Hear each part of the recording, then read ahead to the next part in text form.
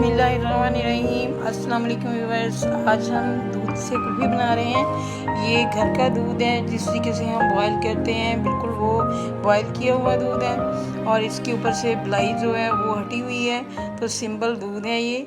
इसमें हम icing sugar डाल रहे हैं।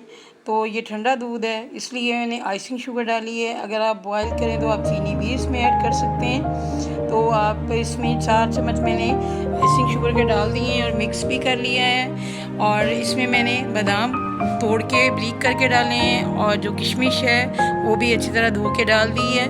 तो ये दोनों चीज़ें मैंने ऐड कर दी और मिक्स कर दी हैं दोबारा से।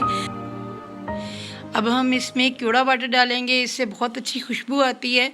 अक्सर आप कुल्फ़ी खाते हैं तो उसमें एक खुशबू होती है, वो यही होती है। तो इन चीज़ों को हमने मिक्स कर लिया है और ये हम इसको सांचों में डाल देंगे। तो ये देखें सारे मैंने इसी तरह डाल लिए हैं और ये बादाम जो हैं ये हल्के होते हैं, ये ऊपर आ गए हैं और किशमिश जो है थोड़ी सी वज़नी है वो नीचे बैठ गई है। इनको हमने अच्छी तरह ढक्कन को बंद कर देना है। और अगर आपने इसको किशमिश और बादाम को मिक्स करना है तो फिर आप तकरीबन 2-2.5 घंटे के बाद इसको खोल के चम्मच के साथ दोबारा मिक्स कर लें।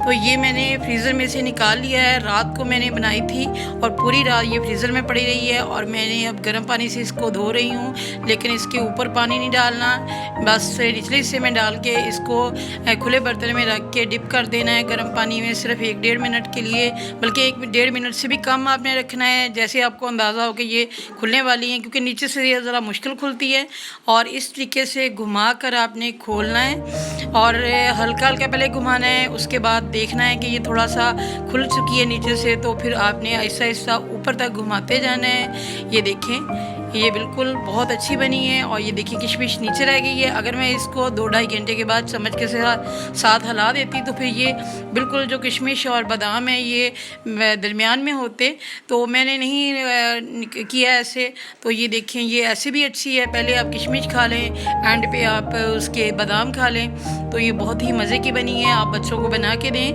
क्योंकि घर से अगर आप बच्चों को चीज़ ऐसी बना के देंगे तो एक तो साफ़ सुथरी चीज़ होती है, दूसरे बच्चे बड़े खुश होते हैं कि हमारी मम्मा ये ऐसे बना रही है चीज़ें, तो बच्चे साथ मिलकर बनाते हैं। तो ये बहुत ही मज़े की होती है और ये घर में सारी चीज़ें मौजूद हैं। आप अपने बच्चों को साफ़ सुथरी अपने हाथ से चीज़ बना के दें। अगर ये आपको मेरी रेसिपी अच्छी लगी हो तो चैनल को सब्सक्राइब करें, वीडियो को लाइक करें, शेयर करें।